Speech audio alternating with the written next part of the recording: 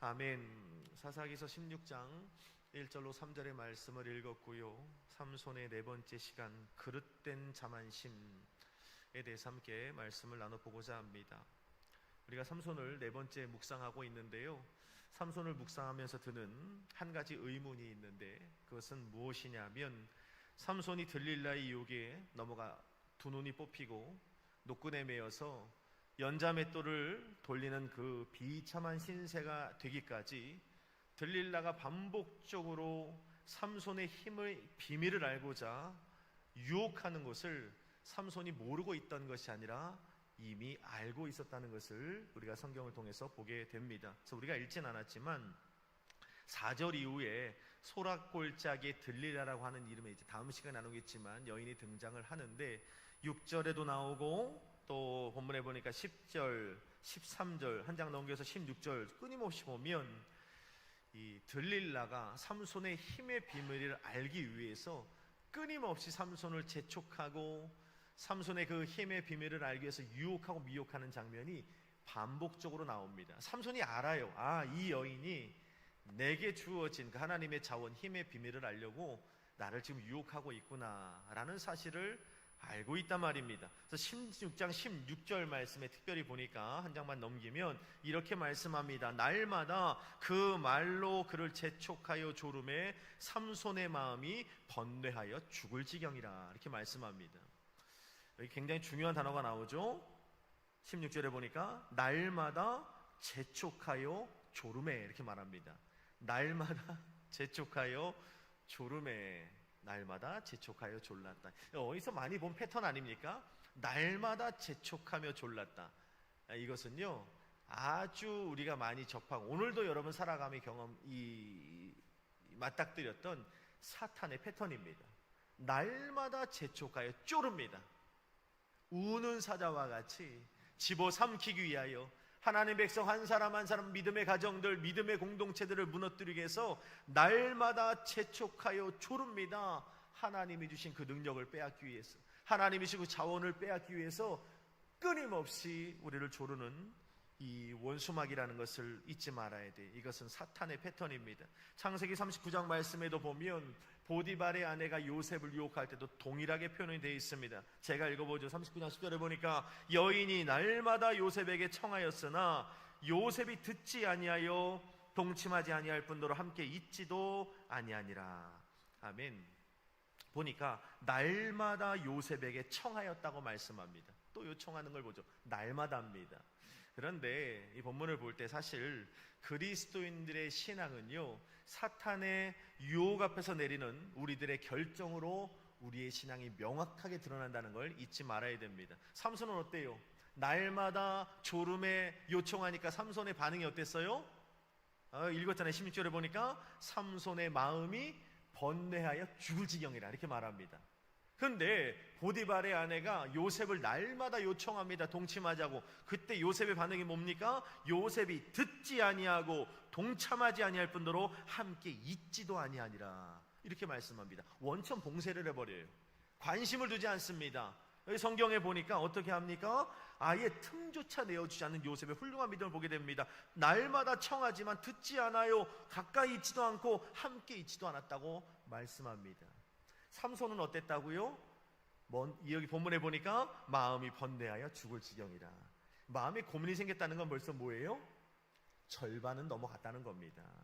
뭔가 사단의 유혹이 날마다 재촉하여 오늘도 여러분들의 발목을 붙잡고 조르는 사단이 있는데, 뭔가 마음이 막 갈등이 오고 마음에 어떤 시험이 오고 마음에 번뇌가 왔다는 건 바로 뭐냐? 이미 절반은 넘어갔다는 겁니다. 요셉과 같은 훌륭한 영성들이 우리가 있어야 돼요. 어떻게 해요? 듣지도 않고 동참하지도 아니할 뿐더러 함께 있지도 아니하니라. 원천 봉쇄할 줄 아는, 과감히 거절할 줄 아는 훌륭한 믿음과 영성을 소유하는 저와 여러분 되길 주님의 이름으로 축복합니다. 요셉은 유혹의 소리를 듣지도 않았어요. 자, 그런데 오늘 본문은 삼손은 어쩌습니까? 16장 10절을 보니까 끊임없이 번뇌하는 모습을 우리가 보게 됩니다. 자신의 힘의 비밀을 알려고 유혹하는 들릴라의 의도를 이미 눈치챘지만 안타깝게도 삼손은 들릴라의 무릎에서 떠나지 않았다는 것입니다. 그 결과가 어때요? 두 눈이 뽑힌 채 녹구내미의 연자맷돌을 돌려야 되는 비극적인 인생으로 전락하고 말았다는 것입니다. 삼손을 묵상하면 그런 생각이 들잖아요. 어쩌면 사람이 저렇게 어리석을 수 있을까? 믿음의 사람이고 영적 지도자이고 사사임에도 불구하고 아주 노골적으로 너의 힘이 비밀이 무엇이냐 4번씩이나 묻음에도 불구하고 그 들릴라의 무릎을 떠나지 않아요. 계속 번대만 하고 있는 겁니다.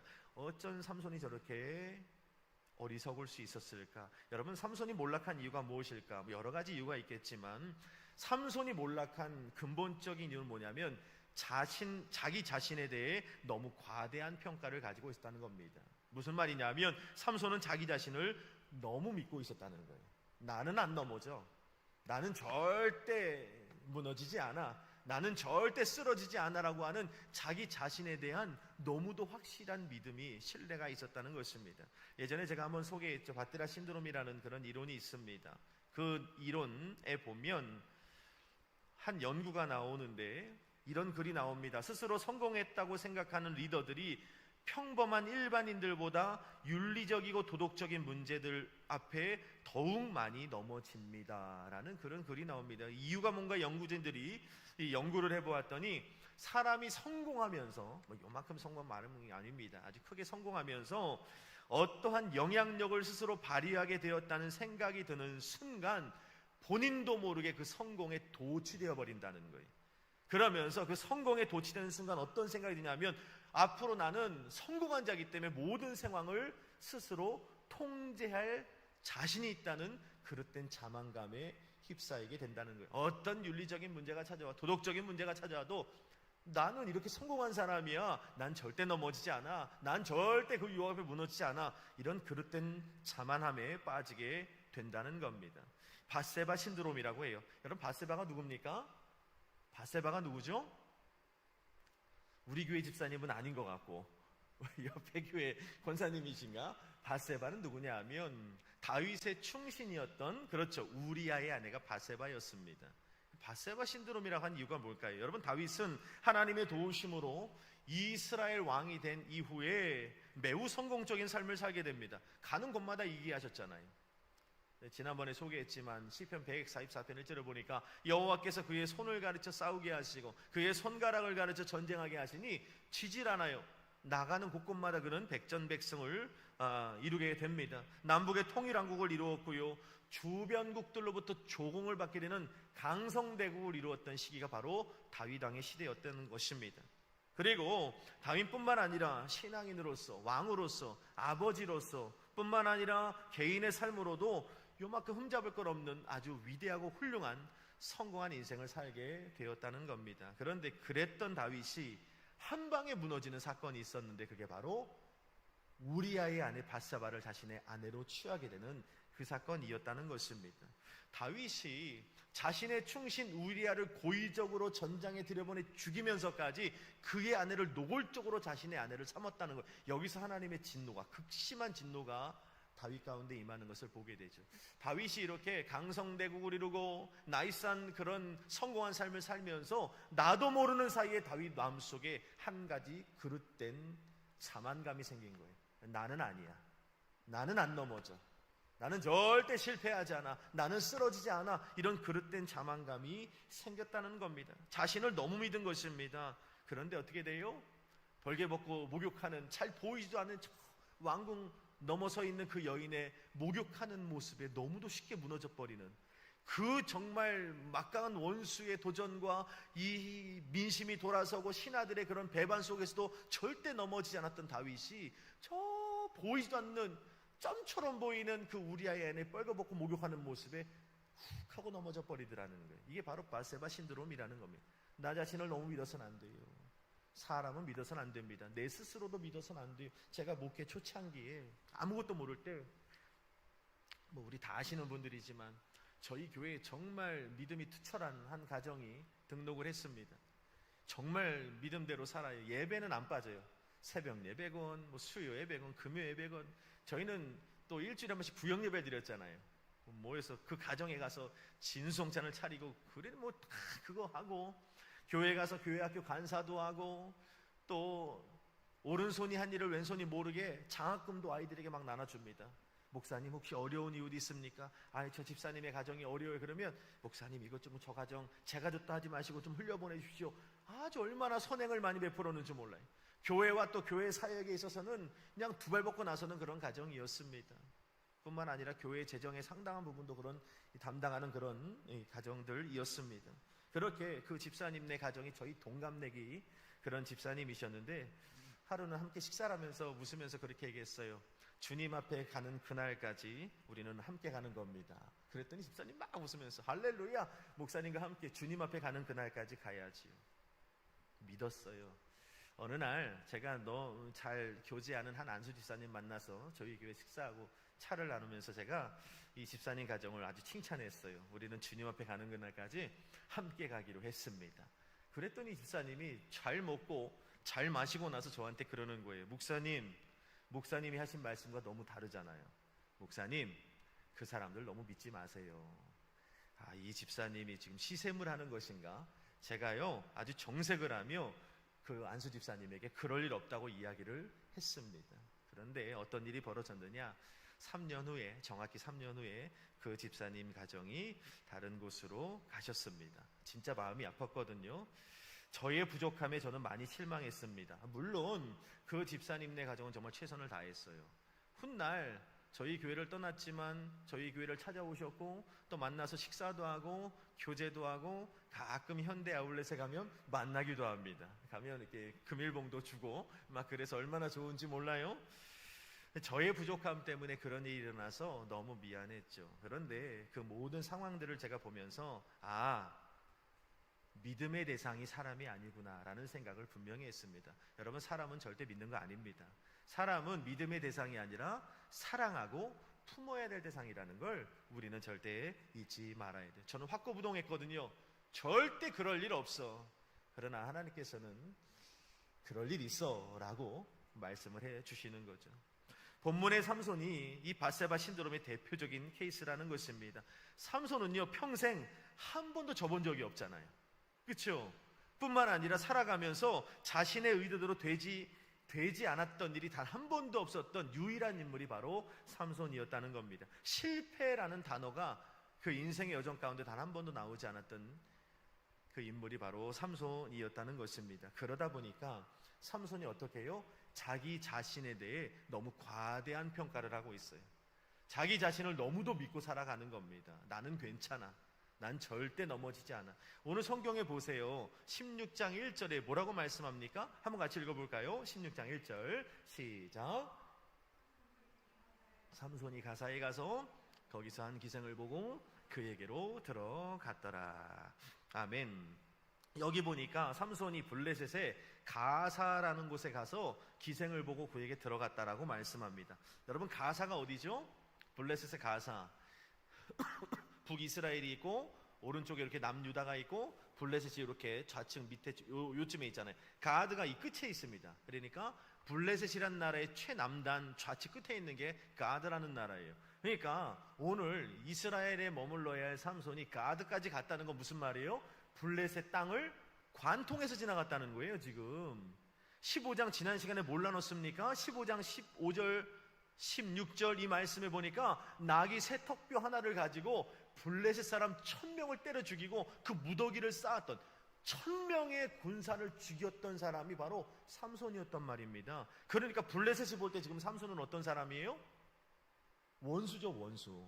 우리의 백성, 우리 군사들 장정을 1000명이나 죽인 아주 원수 같은 사람입니다. 뿐만 아니라 현상금이 걸린 수배자 있잖아요. 그 들릴라에게 나중에 돈 주는 것으로 보지 않습니까? 수배자였다는 것입니다. 뿐만 아니라 삼손은 이 블레셋의 입장에 볼 때 아주 요주의 인물이었다는 것입니다. 그런데 삼손이 전혀 아랑곳하지 않고 니들이 나를 잡으려면 하면 잡아봐라 하고선 블레셋 땅을 관통해버리는 거예요.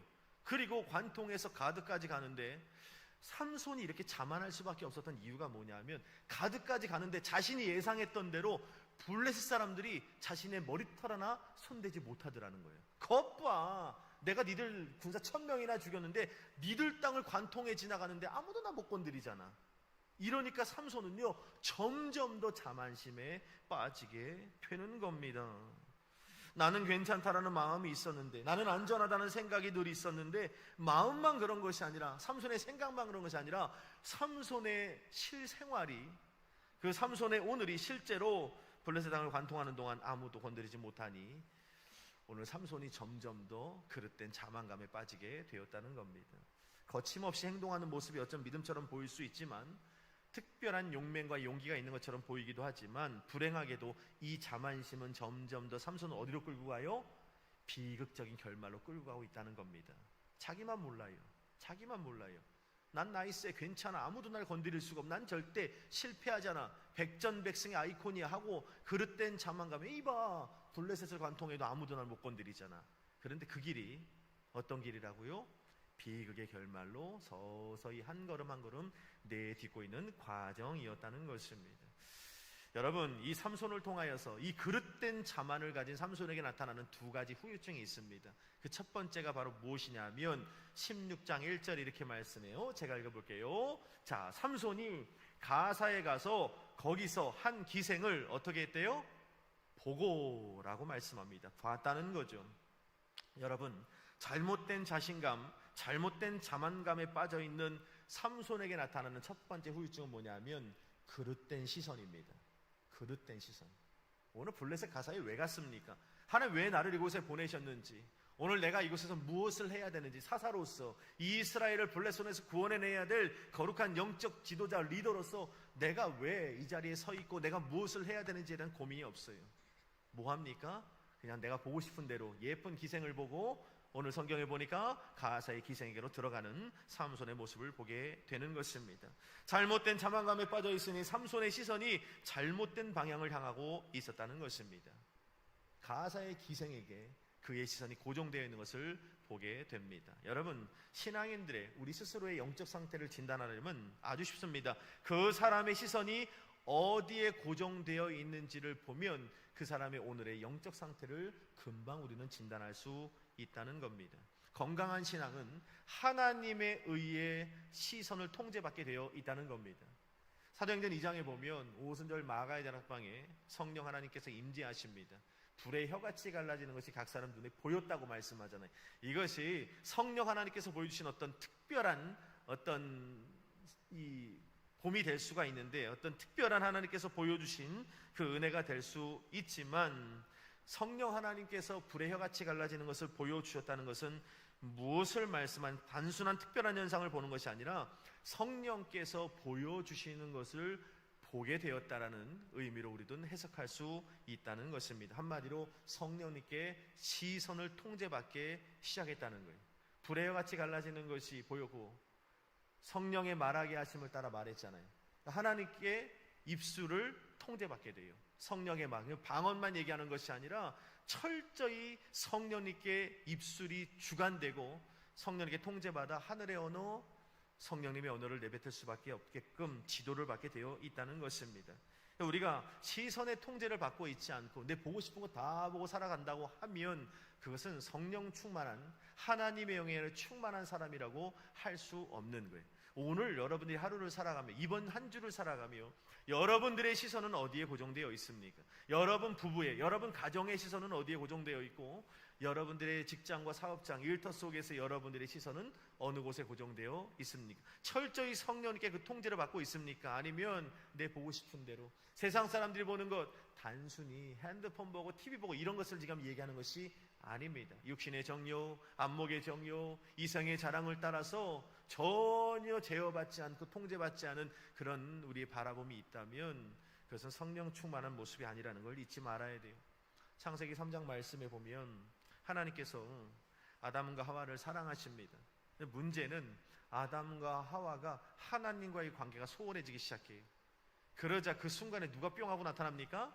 뱀의 형상을 한 사탄이 그 사이에 딱 끼어들기 시작합니다. 그러자 그 뱀이 딱 출현하자마자 이 하나님과 아담 사이에 뱀이 끼어들자마자 어떤 일이 벌어지느냐, 하나님에게 향하여 있던 이 아담의 시선이 사탄의 유혹을 따라 선악과에게로 옮겨지기 시작했다는 거예요. 선악과가 보이면 어떻게 해야 돼요? 하나님 말씀을 따라 반드시 거절해야 되거든요. 좀 보지도 말아야 됩니다. 관심도 두지 않아야 돼요. 왜냐하면 전적인 하나님의 소유거든요. 보지도 말고 먹지도 말아야 됩니다. 그런데 하나님 보여주신 그 선악과가 딱 시선이 옮겨가는 순간 아담과 하에게 어떤 생각이 드냐면 거절하고 싶은 선악과가 아니라 보암직도 하고 먹음직도 하고 지혜롭게 할 만큼 탐스러운 선악과로 보여지기 시작하더라는 거예요. 하나님으로부터 시선이 통제받지 않으니까 통제받을 땐 저 선악과는 절대 동산 중앙의 실과는 건드리면 안 돼. 저건 하나님의 영역이야. 저것을 건드리지 않음을 통해 하나님을 인정해 드리는 거거든요. 그런데 어느 순간 하나님과 같이 되고 싶은 마음이 들어가자 그 선악과가 거절해야 될 상이 아니라 보암직도 하고 먹음직도 하고 야 저거 먹으면 지혜로울 것 같아 라는 생각이 들기 시작하더라는 거예요. 하나님과의 관계에 문제가 생기자 무엇이 생겼어요? 아담의 시선에 문제가 생기기 시작하더라는 겁니다. 우리 똑같습니다. 하나님과의 관계가 소원해지면요 우리의 시선에 문제가 생겨요. 우리의 시선이. 열왕기 5장 말씀에 보면 나만의 문둥병을 가지고 엘리사 앞으로 가죠. 은혜 가운데 치료받습니다. 나만이 엘리사에게 주려고 엄청난 이 예물들을 가지고 가잖아요. 근데 엘리사가 거절합니다. 돌아가요 아람 땅으로. 근데 돌아가는 그 나아만의 뒤를 쫓는 사람이 있었어요. 누구였죠? 엘리사의 사환이었어요. 쫓아가서 어떻게 합니까? 거짓말을 하죠. 내 주인이 뭘 달라 그래요? 은과 옷 2벌을 달라고 했습니다라고 거짓말을 합니다. 그랬더니 이 나아만이가 다 주겠다요. 아 그건 아니고 은 1덩어리와 옷 2벌을 달라고 했습니다. 그랬더니 어떻게 해요? 은 2덩이랑 옷 2벌을 주니 그 사환이 은 2덩이와 옷 2벌을 가지고 자신의 집에 와서 몰래 숨겨둡니다. 그러자 엘리사 앞에 나아가자 그 사환을 향해서 뭐라고 말합니까? 제가 읽어드릴게요. 열왕기하 5장 20절에 보니까 지금이 어찌 은을 받으며 옷을 받을 때인가? 감남원, 포도원이나 양이나 소나 남종이나 여종을 받을 때이냐라고 호통하는 것을 보게 됩니다. 호통만 하지 않았죠. 뭐라고 말합니까? 이 사환을 저주해요. 나만에게 내렸던 그 문둥병이 너에게 임할 것이라 라고 선언해서 그 엘리사의 사환은 죽는 그날까지 저주받은 문둥병자로 죽는 그날까지 나병 환자로 살게 되었다는 거예요. 재밌지 않나요? 나병이 바로 코앞에 있는데 여러분 삼손도 마찬가지입니다. 지금 두 눈이 뽑히고 노끈에 매여 은제맷돌을 돌려야 되는 비극적인 결말이 바로 코앞에 있는데 지금 뭘 보고 있어요? 삼손 가사에 가서 기생을 보고 앉아있는 이 어리석은 삼손의 모습을 보게 되는 겁니다. 오늘 내가 무엇을 보고 있는가 한번 질문해 보십시오. 내가 바라보고 있는 것을 통해서 내 영적 상태, 우리 가정, 우리 공동체의 영적 상태를 우리는 진단할 수 있는 거예요. 하나님과의 관계를 돌아봐야 됩니다. 마지막 2번째로 자만심에 빠진 삼손에게 나타나는 부작용이 무엇입니까? 신앙의 제동장치가 망가졌다는 거예요. 16장 1절을 다시 한번 읽어보겠습니다. 시작. 삼손이 가사에 가서 거기서 한 기생을 보고 그에게 들어갔더니. 아멘. 보는 것까지는 어떻게 뭘 말릴 수 없어요. 근데 보는 것으로 끝났어야 됩니다. 보는 것으로 끝났어야 된단 말입니다. 어떻게 했어요? 보고 그에게로 들어갔더니. 들어갔다는 말은 여러 가지로 표현이 될 수가 있습니다. 제동장치가 고장이 나는 거예요. 여러분 신앙인들에게는요 말씀이라는 이 매뉴얼을 통해서 제동장치가 있단 말입니다. 아 이거는 하지 말아야 되겠다 하는 부분들이 있잖아요. 이 말은 하지 말아야 되겠다 그리스도인으로서. 이 사람은 만나지 말아야겠다. 아 이 길은 가지 말아야겠다. 어느 적정선 안에서의 하나님의 말씀을 기준으로 제동장치가 있다는. 그래서 찬양할 때 그러잖아요. 주님 말씀하시면 내가 나아가리다. 주님 뜻이 아니면 내가 멈춰서리다.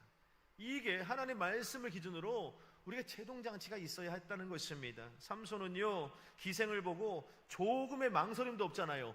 가사에 가서 기생을 보고 고민하다가 들어갔더라 하면 좀 우리가 이해가 돼요. 조금 갈등하다가 들어갔더라 아니면 조금 이래저래 그 문 앞에서 우왕좌왕하다 들어갔더라 했으면 그래도 좀 고민은 했네라고 우리가 좀 위로는 받을 수 있는데 보니까 기생을 보고 어떻게 해요? 고민도 없어요. 그에게로 들어갔더라. 성경은 말씀합니다.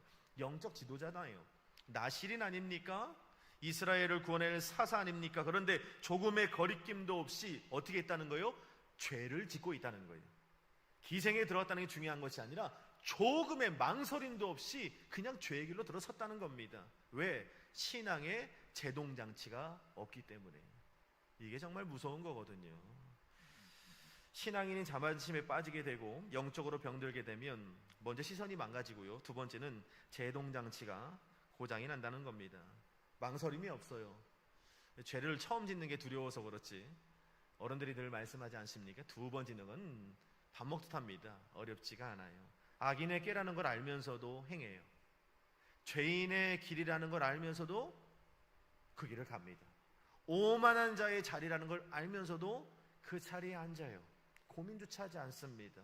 왜 그렇습니까? 신앙의 제동장치가 고장났기 때문이라는 거예요. 지난 시간에 말씀을 드렸죠. 절제에 대해서 제가 말씀을 드렸는데 갈라디아서 5장에도 신앙인이란 반드시 갖춰야 될 신앙의 태도를 가르쳐주고 있습니다. 우리 너무 잘 아는 말씀이죠. 갈라디아서 5장 22절에 보니까 오직 성령의 열매는 사랑과 희락과 화평과 오래 참음과 자비와 양성과 충성과 온유와 절제니. 할렐루야. 그러니까 성령의 9가지 열매 중 마지막 열매가 뭐예요? 절제라는 거예요. 제동장치란 말입니다.